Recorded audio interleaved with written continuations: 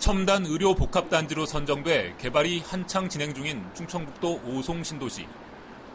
오송에서도 고급 아파트에 속하는 호반 베르디움 단지입니다. 이 단지 601동에는 MBC 김재철 사장으로부터 각종 특혜를 받아온 것으로 알려진 무용가 J씨의 아파트가 있습니다. 또 J씨의 아파트와 나란히 마주보고 있는 602동에는 MBC 김재철 사장 명의의 아파트가 있습니다.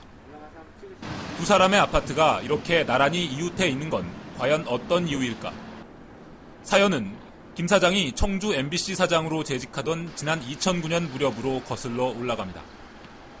당시 김재철 사장은 개발 호재가 잇따르던 오송 지역의 부동산 사무실에 전화를 걸어 아파트 분양권, 이른바 딱지 2장을 사려고 하는데 매물을 알아봐 달라고 의뢰합니다. 그리고 얼마 뒤 김 사장은 무용가 J씨와 함께 오송 신도시에 나타났습니다. 그러니까 김재철님이 2개를 매매한다고 해서 물건 2개를 알아봐드린 거고 다음에는 것인 거죠. 같이 있어요? 네. 김재철 사장과 J씨. 이 둘은 당시 이 일대 부동산 사무소를 함께 돌아다니며 마치 사촌 오누이인 것처럼 행세했습니다. 같은 경우는 김재철 사장님이 그 사촌 오빠라고 그러더라고요. 그래서 모든 거를 김재철님이 하면은 그냥 따라서 하는 거다. 둘이 사촌이 아니에요? 부동산 업자들은 물정을 잘 모르는 여동생을 위해 오빠가 적극 나서서 도와주는 유별난 사촌 오누이로 기억하고 있었습니다. 이런 식으로 김재철 사장과 J 여인은 서로를 오빠 동생으로 불러가며 오송 일대 부동산에서 아파트 분양권 쇼핑을 했습니다. 이 오빠가 집안에서 인지도가 높대요. 이 사촌 동생이 내가 자기는 이런 거 하나도 모른다. 그리고 그냥 김재철 사장이 쓰라고 하면 쓰고 말라고 하면 말고 뭐 이런 식이었어요. 그리고 2009년 5월경 무용가 J씨는 이곳 호반 베르디움 아파트 분양권 2장과 옆 단지 아파트 분양권 1장 등 모두 3채의 아파트 분양권을 구입합니다. 그런데 취재 결과 J씨는 자신이 매입한 호반 베르디움 분양권 2장 가운데 1장은 오송 지역 중개업자 A씨의 명의를 빌려 보유했던 것으로 드러났습니다. 아파트 한 채에 대해서만 중도금 무이자 대출이 가능했기 때문에 중개업자의 명의를 빌리는 전형적인 투기 수법을 동원한 겁니다. 그분들이 팔 사람이 없다고 보고 저보고 명의를 빌려달라고 그랬어요. 제가 명의를 빌려줬었네요. 하나는 지고 하나는 저고 하나는 제고 제가 들어갔었어요. 제가 들어갔었네요. 그리고 중개업자 A씨 이름으로 돼 있던 아파트 분양권의 명의는 2010년 9월 다시 MBC 김재철 사장으로 바뀝니다. 중개업자가 더 이상 자신의 명의를 빌려줄 수 없다고 J씨를 압박하면서 J씨가 곤란한 처지에 놓이자 김재철 사장이 나서서 문제를 해결해 준 겁니다. 명의 끌어다 줄 사람이 없대요. 잔금 치를 날짜인데. 그러니까 그래가지고 김재철이라는 분이 받은 거예요. 2010년 9월 이후 김 사장과 J씨는 각자 명의로 된 아파트에 전세를 놨습니다. 그런데 중개업자들의 증언에 따르면 김 사장 명의의 아파트를 전세 매물로 내놓은 사람은 김 사장 본인이 아닌 J씨였습니다. 우리가 전화를 받아서 통화를 할 때가 있어. 그럼 자기가 동생한테 이름을 했다. 또 부동산 업자에게 전세 계약을 위임하기 위해 필요한 김 사장의 신분증과 자필 서류도 김 사장 본인이 아닌 J씨를 통해서 부동산 업자에게 건네졌습니다. 우리가 김재철 사장 위임장을 사모님이 보내줬잖아. 아, 계약서에다 첨부해줬구나. 두 사람이 함께 아파트 분양권 쇼핑을 하고 명의 신탁된 분양권을 거래한 데 이어 전세 관리까지도 공동으로 했다는 겁니다. J씨와는 단순한 지인 사이라던 김재철 사장의 거듭된 주장은 터무니없는 거짓임이 드러난 셈입니다.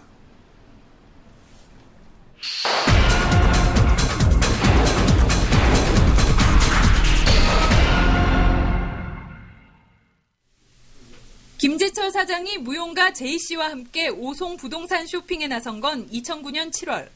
생명과학단지의 개발이 시작됐고 대기업 입주가 속속 발표되는 등 오송의 부동산 호재가 터져나오던 시기였습니다. 부동산에 전화를 걸어 아파트 분양권 딱지를 구해달라고 한 건 바로 김재철 사장 본인이었습니다. 프리미엄이 500에서 1000 정도 왔다 갔다 한 것 같은데 그 프리미엄 조금 다운해서 쓴 거, 아마 조금 다운해서 썼을 거예요, 아마. 이들이 밝힌 아파트 구매 목적은 퇴직 후 노년 생활을 위한 별장. 나이 먹어서 나한테 막 그러더라고. 퇴직해가지고 공기 좋고 시골에 와서. 그러나 입주를 앞둔 2010년에는 분양권 딱지를 다시 매물로 내놨습니다. 그러니까 분양권 상대로 가지고 계셨다가 등기를 안 받고 파시려고 했어요. 입주 기간 동안에.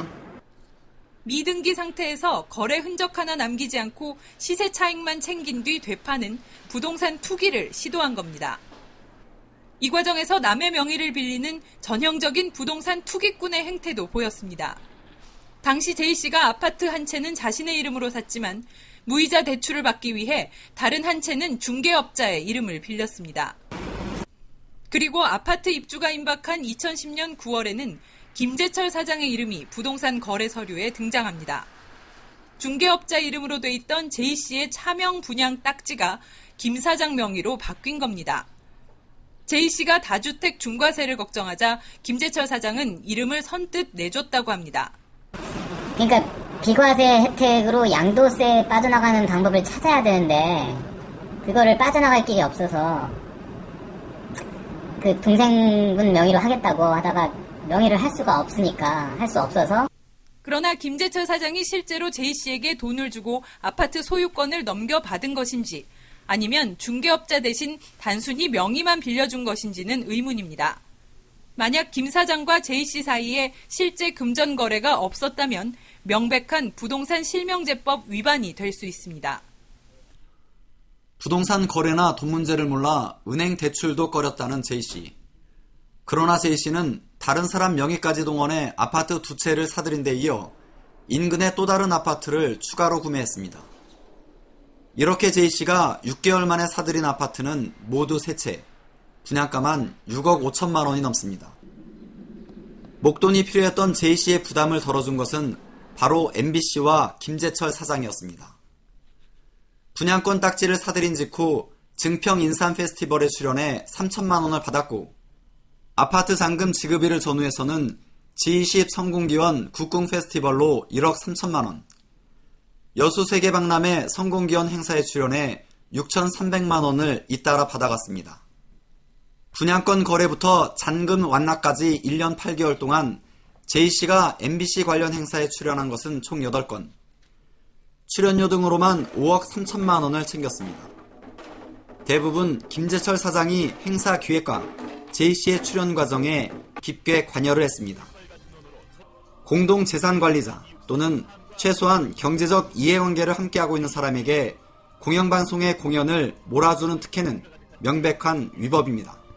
재산 거래라든지 경제적인 어떤 동일체나 공동체 관계에 있는 그런 사람에게 거래 상대방으로서 회사에 일감을 몰아줘서 특히나 이제 일감도 고가의 수수료를 지급하는 방식으로 했다면 회사에게 이제 손해를 발생을 했고 그런 부분들을 다 인지를 했다면 업무상 배임의 어떤 가능성이 높고.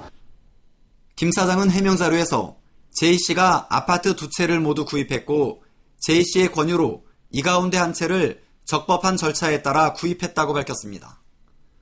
김 사장은 적법한 절차를 강조하면서도 본인이 딱지 거래를 주선한 사실이나 J씨의 차명 거래, 미등기 전매 시도 같은 사실은 모두 빠뜨렸습니다.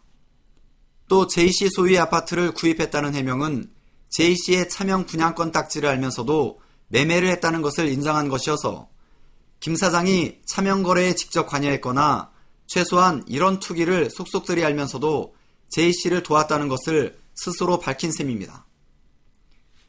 김 사장은 정치권 줄대기 의혹이 불거질 때마다 은퇴 이후에는 고향 사천으로 내려가겠다는 뜻을 여러 차례 밝혔습니다. 그러나 이번에는 J씨로부터 아파트를 구매한 이유를 은퇴 이후 오송에 거주하기 위해서라고 말을 바꿨습니다. 김 사장은 또 2억 2천만 원짜리 아파트 한 채를 구입한 것을 부동산 투기로 규정한 것은 짜깁기식 왜곡과 날조라고 주장했습니다. 그러나 김 사장과 J씨는 분양권 딱지를 주문했고 차명 거래를 했습니다. 더구나 미등기 딱지 전매를 시도해 부동산 투기의 전형적인 모습까지 보였습니다. 공영방송으로서 언론이라면은 각종 어떤 그런 그 정보들, 특히 이제 어떤 부동산 정보라든지 이러한 부분들을 사실은 독점을 할 수 있는 그러한 입장인데도 불구하고 그런 것들을 이용을 했다거나 또 위용할 위험도 있고 그러기 때문에 이제 언론인으로서 또 직업윤리를 위반한 부분이 있지 않나. 김 사장의 나쁘끄러운 비리 행각은 하루가 멀다 하고 터져나오고 있습니다. 이제 사법당국이 침묵을 깨고 적극적으로 나서 각종 의혹에 대한 진실을 규명해야 할 차례입니다.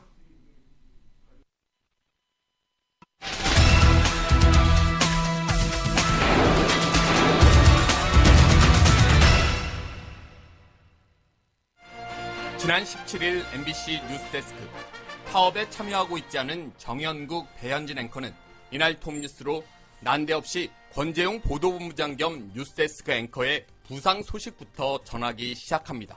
퇴근 저지를 받는 과정에서 신체 일부에 충격을 입어 당분간 방송 진행을 할 수 없게 됐습니다. 권재홍 보도본부장은 차량 탑승 도중 노조원들의 저지 과정에서 허리 등 신체 일부에 충격을 받았고 노조원들의 저지에 의해 신체 일부에 충격을 받았다는 표현을 거듭 강조하면서 권재용 앵커가 마치 시위에 나선 노조원들 때문에 크게 다친 것처럼 보도한 겁니다.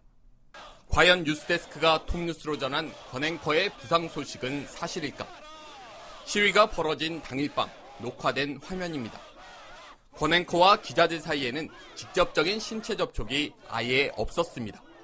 심지어 권 앵커가 청경들의 호의 속에 유유히 차량에 탑승하는 모습, 또 차에서 여유 있게 전화 통화하는 모습까지 동영상에 고스란히 담겨 있습니다. 더구나 권재용 앵커는 시위 다음 날인 17일에도 회사에 정상 출근해 오후엔 면담 일정까지 소화했다고 사측 관계자는 전했습니다. 후배 기자들을 폭력 집단으로 매도한 뉴스라고밖에 볼 수가 없습니다. 이것이야말로 왜곡 보도고 바로 마음만 먹으면 어떠한 현장의 사실을 화면 속에서 왜곡할 수 있다는 걸 그대로 보여줍니다. 이처럼 명명백백한 증거가 공개되자 회사 측은 계속 말을 바꿨습니다. 처음엔 허리 등 신체 일부에 충격을 입었다더니 다음엔 차를 타는 과정에서 허리와 다리 등을 끼었다.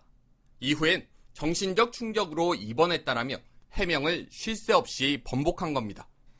그때 저희들도 다 황당해했죠. 타박상을 입었다고 하셨던 분이 이번은 정신적 충격을 하셨다니까 상식적으로 좀 이해가 안 되는 부분이었죠. 예. 앵커의 부상 소식을 호들갑을 떨며 톱뉴스로 보도했다는 것 자체도 웃음거리지만 보도된 내용조차도 거짓임을 스스로 자인한 셈입니다. 결과적으로는 이제 국민을 속이는 행위를 했다는 것이죠. 그리고 그럼으로써 이제 향후에도 공영방송으로서의 어떤 신뢰성을 고려를 했다면 절대 나올 수 없는 뉴스라고 좀 생각을 하고 있고요. 이후 각종 언론과 인터넷 등에선 권 앵커가 제2의 오노에 비유됐고 권 앵커가 아프지도 않은 허리를 아프다고 했다는 뜻의 허리 우드 액션이란 신조어가 탄생하기도 했습니다. 그렇다면 권 앵커의 몸 상태는 어땠던 것일까? 제대로 뉴스팀은 권 앵커가 입원했다던 여의도의 한 종합병원을 찾았습니다. 일단 혹시 계신가 해서 일단 왔는데 이렇게 상태가 안 좋아서 이렇게 오셨나요? 계시지 않으셨다니까. 병원 관계자는 권 앵커의 상태에 대해 철저한 함구령이 내려졌다며 지난주 금요일 VIP 병동에 입원한 뒤 별다른 검사 없이 영양제를 투여받았고 바로 다음 날 퇴원했다고 밝혔습니다. 권 앵커의 진단명은 텐션 헤드에이크, 긴장성 두통. 담당 의사도 자세한 언급은 피했습니다. 허리에는 내상 같은 게 있었나요? 가스 같은 것도 붙이고 본인이 개인적으로 붙이셨던 것 같아요. 하루 만에 퇴원을 개인적인 문제라 제가 이렇게 한번 말씀드리기 곤란해요. 당초 MBC사 측은 권 앵커가 2주 정도는 더 요양을 해야 할 상태라고 밝혔지만 권 앵커는 조만간 뉴스를 진행할 것으로 알려졌습니다. 이런 가운데 MBC 기자회는 지난 17일 뉴스데스크 톱뉴스가 사실상 허위 보도로 드러난 만큼 언론중재위원회에 정정보도를 신청하고 민영사상 소송도 제기할 방침입니다. 이에 대해 황원 MBC 보도국장은 어떻게 그런 보도가 나가는지에 대해 어떤 공식적인 답변도 할 수 없다며 언론중재위원회의 결정을 기다리겠다고 말했습니다.